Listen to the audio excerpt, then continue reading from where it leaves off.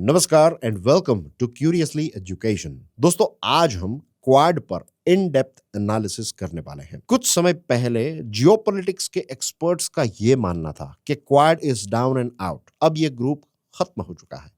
लेकिन हाल ही में हमारे देश भारत में क्वाड के फॉरेन मिनिस्टर्स की एक मीटिंग हुई है। बहुत सारी इंपॉर्टेंट चीजें इस मीटिंग के दौरान तय की गई है। So we are going to go deeper into this topic today. Right, मेरा नाम है प्रशांत मावानी और पिछले एक दशक से I have been educating and training aspirants like you preparing for competitive examination. इस विषय के साथ जुड़ा हुआ एक बहुत ही इंपॉर्टेंट क्वेश्चन है आप सभी के लिए। Discuss the strategic significance of the Quad grouping in the Indo-Pacific region. What are the major challenges it faces in achieving its stated objectives? जैसे मैंने आपको स्टार्टिंग में बताया कि एक्सपर्ट्स ये मानते थे कि अब ये ग्रुप जो है ये खत्म हो चुका है, लेकिन इस ग्रुप ने एक बहुत ही इंपॉर्टेंट फिलोसॉफी को फॉलो किया है।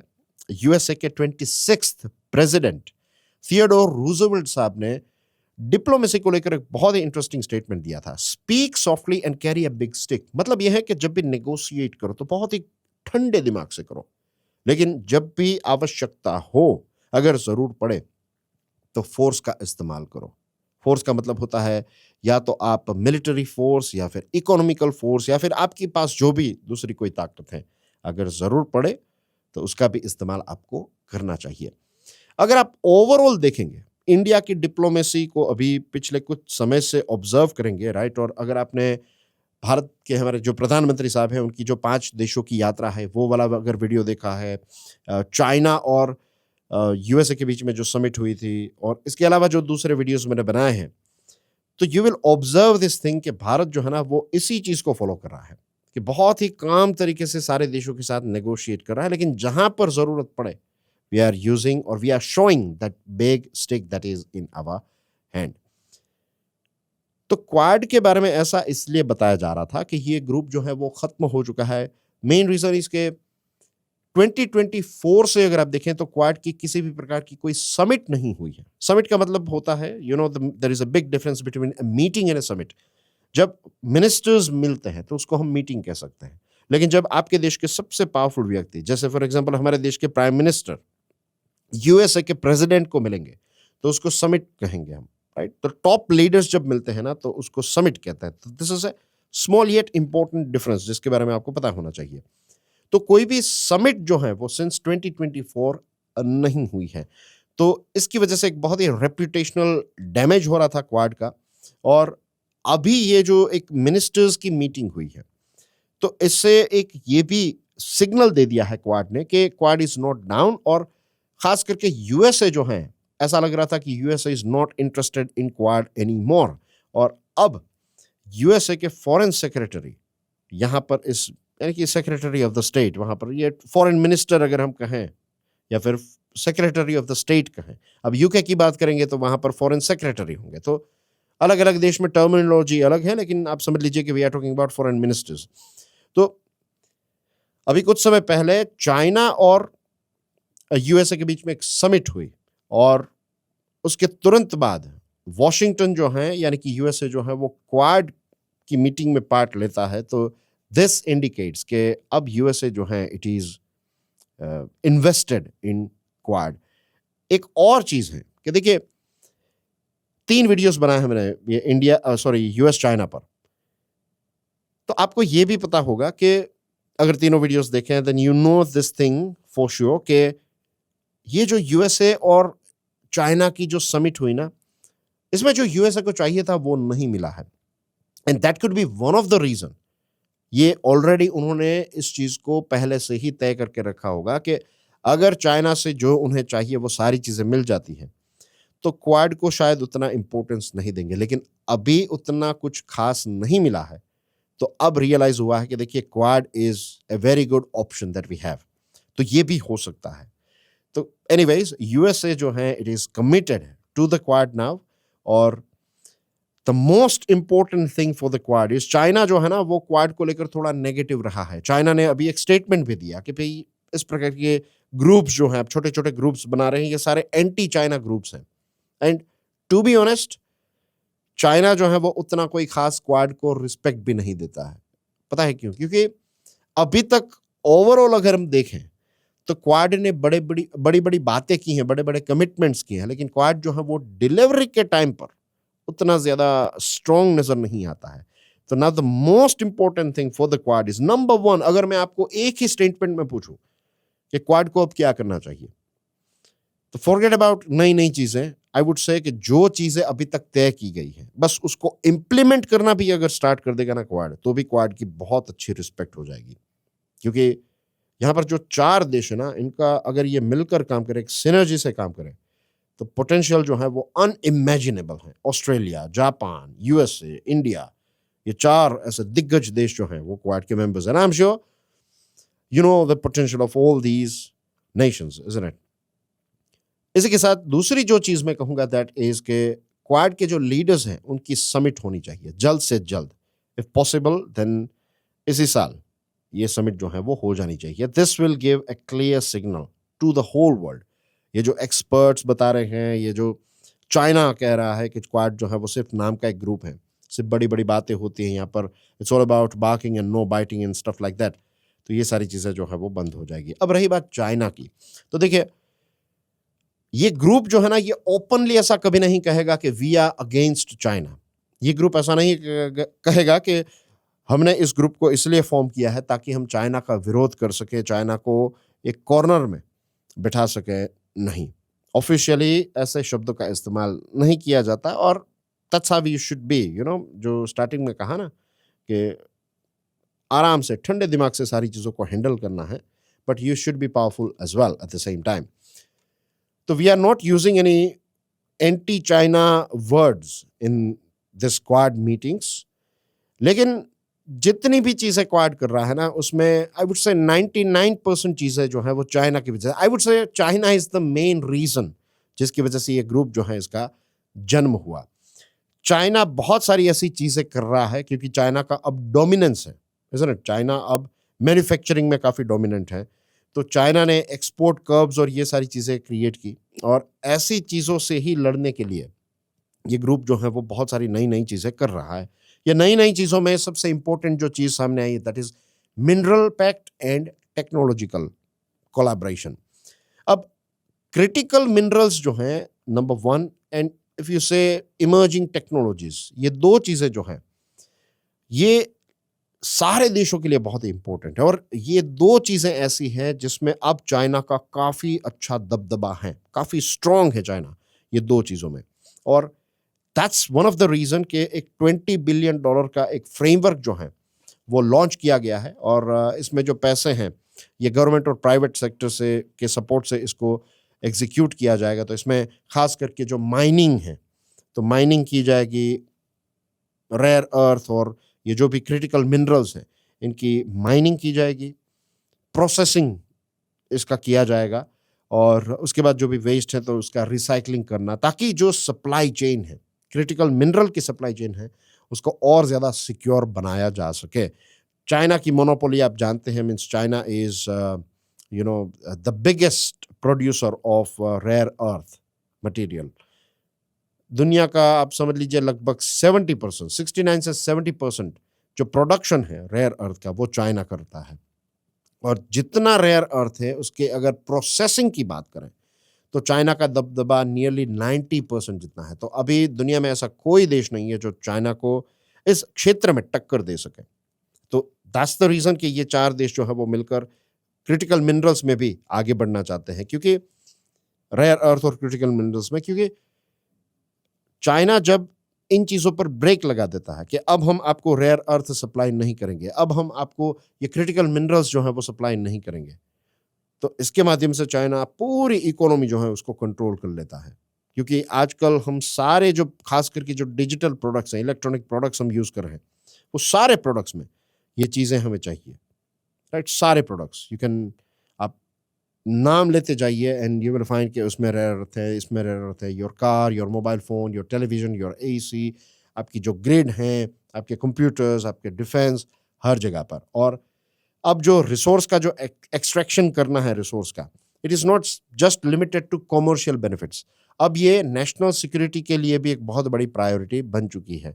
और जैसे मैंने आपको बताया, ईवी, सेमीकंडक्टर्स, डिफेंस सिस्टम, ये सारी जगहों पर इसका इस्तेमाल होता है।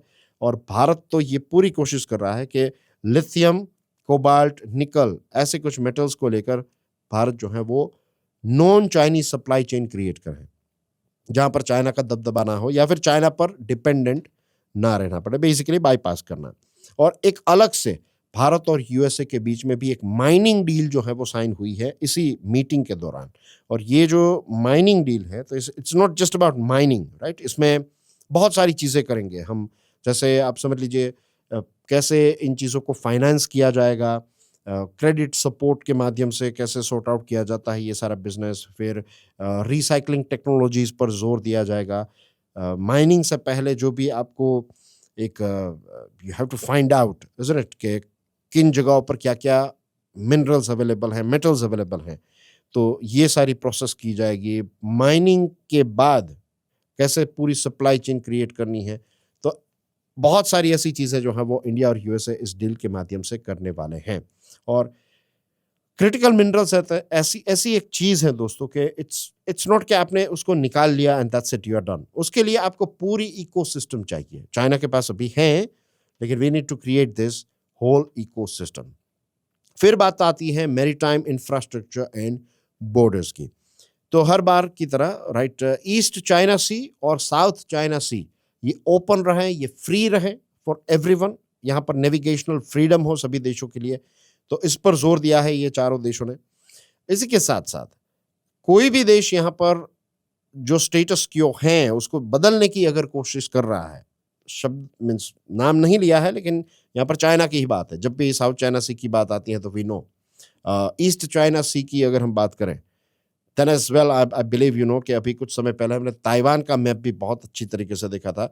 तो you know where East China Sea is, where west the South China Sea is.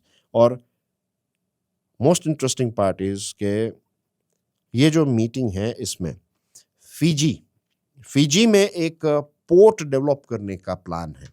अब फिजी को तो लोकेट कर लेते हैं, right. Fiji is not a country जिसको हम बार बार न्यूज़ में पढ़ते हैं, तो it is very important to go through the map of this country. तो देखिए अपनी स्क्रीन पर, you can see this is Australia here, right. और यहाँ पर आप न्यूजीलैंड देख सकते हैं। This is South Pacific Ocean we are talking about. और यहाँ पर ये आइलैंड नेशन है, this is Fiji. I hope आपको पता है कि अब हम इस पृथ्वी के किस लोकेशन पर फिजी को देख रहे हैं। It is a Pacific ocean island nation. और फिर यहाँ पर आप देख सकते हैं this is Fiji here, right. एक आइलैंड नेशन है, आर्किपेलागो है, and Sua is the capital of this nation. South Pacific ocean में पड़ता है ये आइलैंड फिजी, राइट। ओके, अब यहाँ पर पोर्ट क्यों बनाना है, why, that is the most important question. तो इसके बहुत सारे रीजंस हैं। एक रीजन जो है वो ये है कि ओवरऑल पैसिफिक आइलैंड्स को अगर आप देखेंगे तो वहां पर पोर्ट की कैपेसिटी जो है वो काफी इनसफिशिएंट है। This is number one reason. Number two, Fiji के पोर्ट्स को अपग्रेड और कुछ जगहों पर रिलोकेट करने की भी अभी एक रिक्वायरमेंट है, एक अपॉर्चुनिटी है। Then one more thing is कि ये जो सुआ पोर्ट है, राइट, तो यहां पर चाइना ने युआन वैंग 7, ये युआन वैंग 7 जो है ये बेसिकली एक ट्रैकिंग वेसल है। ये स्पेस ट्रैकिंग वेसल कहा जाता है, लेकिन एक्चुअली में ये मिसाइल ट्रैकिंग का और ये सारी चीज़ों का काम करता है। तो इस वेसल को भी यहाँ पर होस्ट किया है, और 100 से ज़्यादा फिशिंग वेसल्स जो हैं यहाँ पर आते जाते रहते हैं। तो चाइना का काफ़ी ज़्यादा यहाँ पर दबदबा है। तो एक अल्टरनेटिव मिले साउथ पैसिफिक ओशियन में, राइट, जहाँ पर डेमोक्रेटिक देश जो हैं वो यहाँ पर एक अल्टरनेटिव क्रिएट करे। तो this is one of the main reason कि फिजी जो है तो यहाँ पर पोर्ट क्रिएट करने की बात ये चारों देशों ने इस मीटिंग के दौरान की है। और इसी के साथ साथ जो maritime domain awareness tracking system है तो इसको भी एक्सपांड करने की बात हुई है। अब इंडिया की बात करते हैं, राइट। देखिए इंडिया जो है इसको बहुत ही एक टाइट स्ट्रेटेजिक टाइट ड्रॉप जो कहते हैं ना, एक बहुत ही ट्रिकी सिचुएशन है। हम ओपनली चाइना का नाम भी नहीं ले सकते। हमें यह भी प्रोजेक्ट नहीं करना है कि this is everything is going against China. अभी चाइना के साथ हमारा गलवान वाला जो टॉपिक है वो चल रहा है, ये कंप्लीटली सॉर्ट आउट नहीं हुआ है। जैसे जापान भी ओपनली नाम नहीं लेगा, क्योंकि जापान और चाइना के बीच में शेनकाकू आइलैंड्स, आपने शायद सुना होगा इसके बारे में, कभी पॉसिबल हुआ तो इस पर अलग से एक प्रॉपर डिस्कशन करेंगे, इसके पूरे इतिहास को देखेंगे. If you want to do a little bit of research then the word is on your screen, Senkaku islands, इसको देखिएगा. कुछ समय पहले भारत ने एक प्रेस नोट 2 रिलीज की है. It's about investment rules. आपको याद होगा कि जब ये गलवान वाला इश्यू स्टार्ट हुआ, या फिर अगर उस समय पर आप तैयारी नहीं कर रहे थे, तो let me give you a brief about what happened. जब भारत और चाइना के बीच में ये गलवान वाला इश्यू स्टार्ट हुआ ना, तो भारत ने एक ऐसा डिसीजन लिया था कि अगर किसी भी बॉर्डर स्टेट से, चाइना हमारे साथ एक बॉर्डर शेयर करता है, तो किसी भी border state in the sense कोई देश है, जैसे पाकिस्तान, अफगानिस्तान, श्रीलंका एंड बांग्लादेश, नेपाल, भूटान एक्सेट्रा, उसमें चाइना भी है, म्यांमार भी है. तो अगर ऐसे देश में से जो भारत के साथ लैंड बाउंड्री शेयर कर रहा है, तो ऐसे देश में से अगर investment, not just land boundary, लेकिन हमारा पड़ोसी देश बेसिकली, तो वहां से अगर कोई इन्वेस्टमेंट आ रहा है तो उसको पहले अप्रूवल लेना पड़ेगा. गवर्नमेंट अप्रूव करेगी, उसके बाद ही आप इन्वेस्ट कर पाएंगे. दैट बेसिकली मीन्स कि भारत जो है वो नहीं चाहता था कि चाइना कोविड के बाद खास तौर से हमारे यहाँ पर एक अपॉर्चुनिस्टिक टेक ओवर हो रहा था कि चाइना के पास, चाइना के ग्रुप्स के पास बहुत पैसे थे और हमारे यहाँ पर कंपनियों की हालत ख़राब हो रही थी, तो वो कम पैसे देकर पूरी कंपनी को टेक ओवर करने की कोशिश कर रहे थे. तो ये सारी चीज़ों को रोकने के लिए भारत ने ये डिसीजन लिया था. अब भारत ने कहा कि भाई आप यहाँ पर इन्वेस्ट और ज़्यादा कर सकते हैं, राइट. एक 10% नॉन कंट्रोलिंग फर्म स्टेक जो है वो आप ले सकते हैं.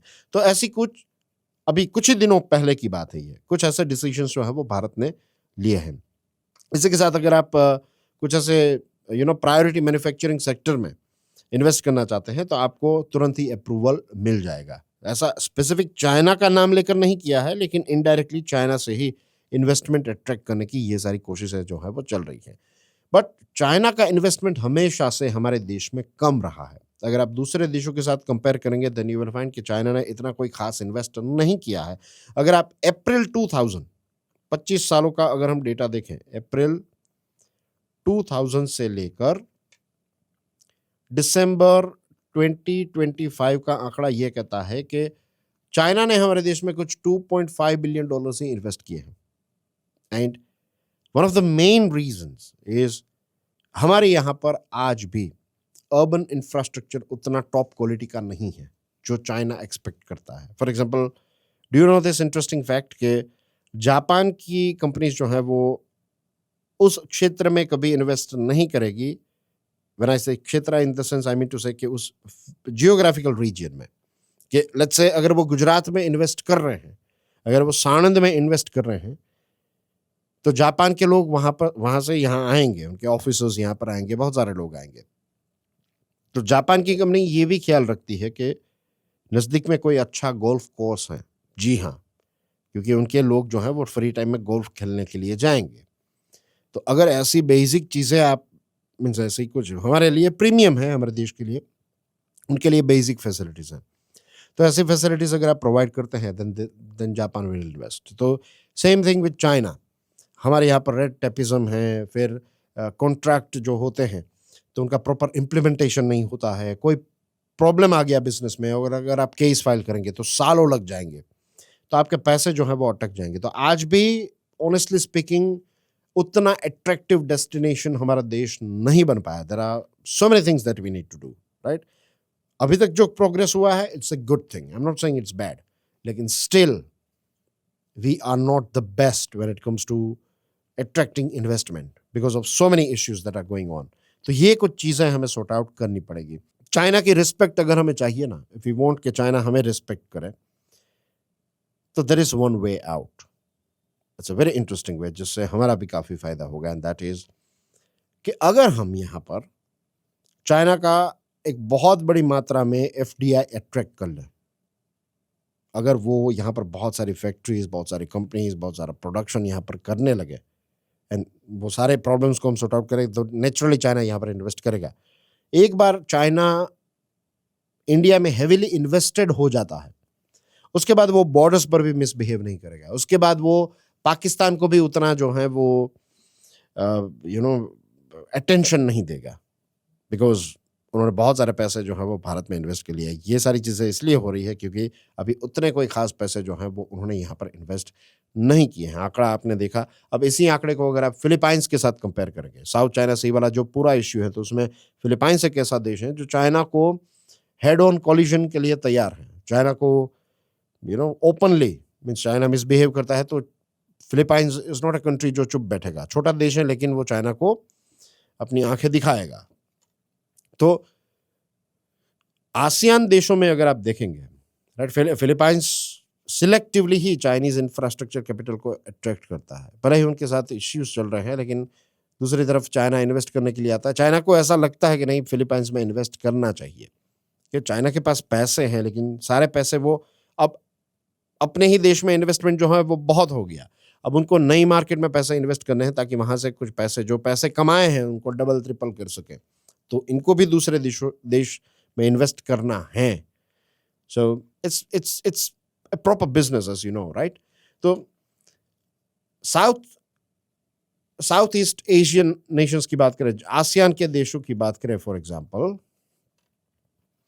तो अब सिर्फ ये आंकड़ा देखिए 2010 से 2023, 2010 में उन्होंने चाइना ने कुछ $4 बिलियन इन्वेस्ट किए थे और ये आंकड़ा 2023 में आसियान देशों में 17 बिलियन को टच कर जाता है और हमारे यहाँ पर बहुत कम रहा है। तो there is a clear difference. और ये आसियान के देशों के साथ उनका साउथ चाइना सी वाला ये 9 डैश लाइन वाला, अभी उन्होंने इसको चेंज करके 10 डैश लाइन कर दिया है। तो ये 10 डैश लाइन वाला इश्यू चल रहा है चाइना का लंबे समय से। तो अगर हमारी इकोनॉमी फास्ट तरीके से ग्रो नहीं होगी तो इंडो पैसिफिक में भी हम इतना कोई खास डिफरेंस जो है वो क्रिएट नहीं कर पाएंगे। If you want to throw our weight, if we want everyone to respect us and take us seriously, then we need to be very good when it comes to our economy. अब last portion जो है इसका, इस meeting के दौरान जो joint statement दिए गए तो इसमें कुछ कॉन्ट्राडिक्शंस नजर आते हैं, खास करके यूएसए इसमें है इसलिए। बाकी के 3 देश जो हैं they are doing good, Australia, Japan and India, इससे कोई प्रॉब्लम नहीं है। यूएसए जो है उसका थोड़ा अजीब लगता है जब ये ऐसी बातें करता है जॉइंट स्टेटमेंट तो चारों देश मिलकर देते हैं या फिर ये ग्रुप देता है। तो स्टेटमेंट में वाटरवे क्लोजर नहीं होना चाहिए अनकंडीशनली, इसका विरोध किया गया है। तो फिर यूएसए ही एक ऐसा देश है जो ईरान का ये जो हॉर्मुज है तो वहाँ पर इश्यूज क्रिएट कर रहा है, you no it very well. फिर कुछ डेमोक्रेटिक आइडियल्स और ऐसी कुछ बड़ी बड़ी चीज़ों के बारे में बात हुई है। तो यूएसए एक ऐसा देश है जो दूसरे देशों में जाकर वहाँ के लीडर्स को एबडक्ट कर लेता है इलीगली। तो this is also not good, right? फिर फ्री ट्रेड की बात होती है लेकिन यूएसए ही ऐसा देश है जो दूसरों पर धड़ाधड़ टैरिफ लगाता है। फिर पहलगाम टेरर अटैक जो है इसका विरोध किया है स्टेटमेंट में। लेकिन ट्रम्प साहब तो ऐसा कहते हैं कि जो ये मुनीर हैं, आसिम मुनीर, वो उनके सबसे फेवरेट फील्ड मार्शल हैं। जैसे हम कहना, मेरा सबसे, एक बच्चा कहता है जैसे कि this is my favourite toy, sounds like that, कि यूएसए के प्रेसिडेंट ये कहते हैं कि ये मुनीर जो है he is my favourite field marshal, और दूसरी तरफ वो पहलगाम टेरर अटैक की निंदा करते हैं। तो ये कुछ ऐसी कॉन्ट्राडिक्टरी चीज़ें हैं क्वाड में, और आई होप कि यूएसए इन सारी चीज़ों में सुधर जाए। As far as Japan, Australia and India, ये 3 देशों की अगर हम बात करें तो ये 3 देश क्लियरली इस बात को समझते हैं कि हमें यूएसए पर टोटल डिपेंडेंस नहीं रखना है। जो चीज़ें डिप्लोमेटिकली पॉसिबल हैं, जो चीज़ें हमारे इंटरेस्ट में हैं, उन सारी चीज़ों को यूएसए के साथ मिलकर करेंगे। लेकिन ऐसी गलती ये तीनों देश कभी नहीं करेंगे कि हम थॉरोली यूएसए पर डिपेंडेंट हो जाए, क्योंकि फिर वरना आपकी हालत यूएई, सऊदी अरेबिया ऐसे देशों की तरह हो जाएगी कि you know what's going on over there. So anyways, this was the in depth analysis of Quad. अभी जो लेटेस्ट मीटिंग हुई तो इसमें मेन जो पॉइंट्स हैं वो सारी चीज़ें अब आपको समझ में आ गई है, आपको एक्सप्लेन कर दी गई है। So thank you very much for your love and support. God bless you all. जय हिंद।